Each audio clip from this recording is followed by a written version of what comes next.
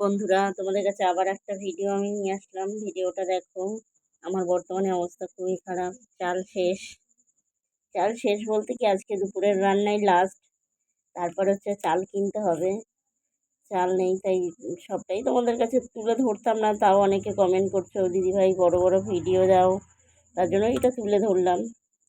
এইগুলো তুলে ধরি না এই কারণেই, কারণ আমার ভাই দেখে, আমার বান্ধবীরা দেখে, তো ওরা খুব কষ্ট পাবে বলে আমি এগুলো তুলে ধরি না। এই যে ভাত বসালাম, দেখো সবজিও কিছু নেই। কি আছে সেটা তোমাদের কাছে দেখাই। কিছু নেই বলতে এই যে দেখো 3টে পটল আছে, আর এই যে ঠিক 5টা ছোট্ট ছোট্ট পেঁয়াজ। যাই হোক, এই পটল ভাজবো। আর আপাতত কিছু করার নেই, তাই ডিম নিয়ে এসেছিলাম দুটো, যে একটা ডিম ভাজবো আর 3টে পটল ভাজবো, হয়ে যাবে। তো যাই হোক, পটলটা কেটে নিচ্ছি। সেগুলো তোমার দেখো কত ছোট পটল, মানে জাস্ট 1 করও হবে না, এত ছোট্ট ছোট পটল।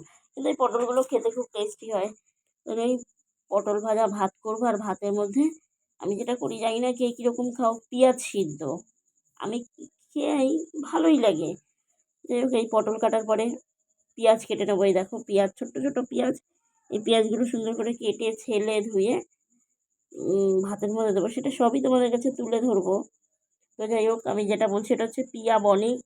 তুমি ভালো থাকো, সুস্থ থাকো। তুমি আমাকে বলেছো দিদিভাই বড় বড় ভিডিও করো। তুমি অনেকবার প্রত্যেকটা ভিডিওতে আমাকে কমেন্ট করো। তুমি ভালো থাকো, সুস্থ থাকে। তোমার একটা বাচ্চা আছে, সেও যেন ভালো থাকে, সুস্থ থাকে। যাই হোক, এই দেখো পেঁয়াজটা দিয়ে দিচ্ছি ভাতের মধ্যে। ভাতটা অনেকক্ষণ আগে বসিয়ে দিয়েছিলাম, ভাতটা হচ্ছে।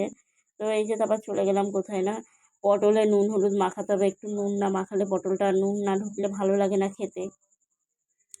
সব কিছুই তোমাদের কাছে তুলে ধরেছি, তোমাদের রিকোয়েস্ট রাখার চেষ্টা করি। হ্যাঁ, আর প্রিয়ামণি তুমি বলো আমাকে যে দিদি তুমি কাজ করো, সেই ভিডিওগুলো দাও। সবসময় সম্ভব হয় না, কারণ লোকের বাড়ি কাজ করি তো, সবটা বোঝো। সবার বাড়িতে ভিডিও করা অ্যালাউ থাকে না। তারপর হচ্ছে একটা টাইমিংয়ের ব্যাপার থাকে। ভিডিও করতে গেলে অনেক টাইম বেশি লাগে, তাই পারি না। তাই নিজের ঘরের ভিডিওটাই করলাম। এই যে লঙ্কা দেখো, আমি শুকনো লঙ্কা ভাজা খেতে খুব ভালোবাসি। গরম ভাতে শুকনো লঙ্কা ভেজে নিলাম। তারপরে এই পটলটাও তেলে ছাড়বো, পটলটাও ভেজে নেব। তো চেষ্টা করি তোমাদের মতো করে ভিডিও দেওয়ার। আমি হয়তো ভালোভাবে এডিট করতে পারি না, ভালো করে এডিট করার সময়ও আমি পাই না। তার মধ্যে যতটা চেষ্টা করি এই যে তোমাদের কাছে তুলে ধরা, ততটাই দিই। দেখো মাঝে মাঝে ভুলে যাই, ক্যামেরা যে বাঁকা করে ধরতে হবে ভুলে যাই মাঝে মাঝে, একদম মাথায় থাকে না। এই দেখো তোমাদের এটা দেখালাম যে ভাতটা আমি ফোটানোর পর তুলে রেখেছিলাম, তারপর আবার এই যে বসালাম, কারণ এতে গ্যাসটা কম লাগে। আমি যত কমের মধ্যে পারি সেটাই করার চেষ্টা করি। দেখো আমার মনের কথা কি করে বোঝে, যেহেতু আমার দুপুরে খাওয়ার কিছু নেই। এই দেখো সুজাতা আমাকে দিয়ে গেল সয়াবিন, আমাকে ফোন করেছিল, হট করে ফোন করেছে যে সয়াবিনের তরকারি নিয়ে যাস। আমি সয়াবিন খেতে খুব ভালোবাসি, সয়াবিন করেছে তাই আমাকে ডেকেছে। আমি জানতামও না যে ও কিছু পাবো। তো যাই হোক, সবই ভগবানই সব দিক দিয়ে করে দেয়, যে কিছু খাওয়ার ছিল না, তাই সয়াবিনটা পেয়ে গেলাম। যাই হোক, এই যে খেতে বসে যাব আমি এখন, খাবো। খিদে পেয়েছে, কারণ হচ্ছে এখন প্রায় 3টে বাজে। এখন খেয়ে সুজাতাদের বাড়িতে যাব, গিয়ে একটু বসবো। বসে টসে রেস্ট নিয়ে আবার বিকেলবেলা যাব। সবাই জানো আমি বিকেলবেলা কাজে বের হই। জীবন যুদ্ধটা অনেক বড়, অনেকভাবে লড়ছি। এই দেখো পেঁয়াজ সিদ্ধটা আমি তোমাদের কাছে দেখাচ্ছি। দেখো পেঁয়াজ সিদ্ধ, খেয়ে দেখো যদি কেউ মনে করো খাবে কখনো। পেঁয়াজ সিদ্ধ খেতে খুব ভালো হয়।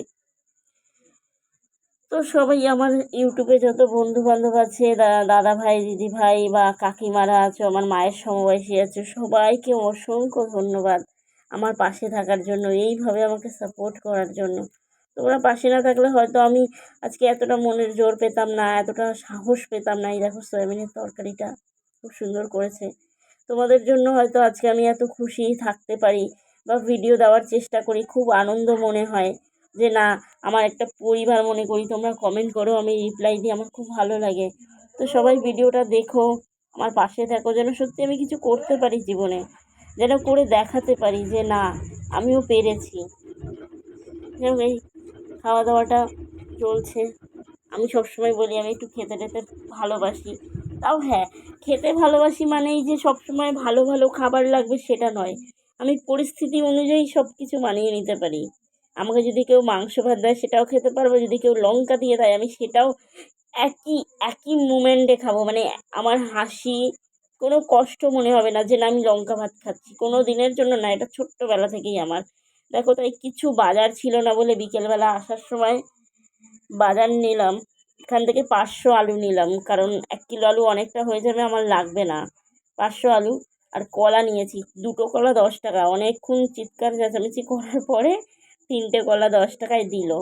এবং এই যে কলা নিয়ে তারপরে চলে গেলাম। দেখো, আমার চাল নেই, দেখিয়েছি আগেই, দেখালাম চাল নেই, তাই এই যে 1 কিলো চাল নেব। 1 কিলো করেই নিই, কারণ টাকা নেই। টাকা থাকলে 2-4 কিলো কিনে নিতাম, কিছু করার নেই, পরিস্থিতি অনুযায়ী চলতে হবে, সবাই জানো। তার জন্য এই দেখো 1 কিলো আমি ওজনটাও দেখিয়ে দিলাম, যে 1 কিলো চাল নিয়ে বাড়ি চলে আসবো। জীবন যুদ্ধটা অনেক বড়, সবাই সবার মতো করে লড়ো। আমি অনেক কিছু বলতে চাই, কিন্তু পরিস্থিতি আর সময় হয়ে ওঠে না, তাই বলতে পারি না। অনেক কিছু বলতে চাই, যে অনেকেই আছো অনেক অনেক ছোট ছোট কারণে, দাদা ভাইরা হোক, দিদি ভাইরা হোক, তোমরা বিচ্ছেদ হচ্ছ বা আলাদা হচ্ছ। তাই বলি, দেখো সংসার জীবনটা অনেক কঠিন।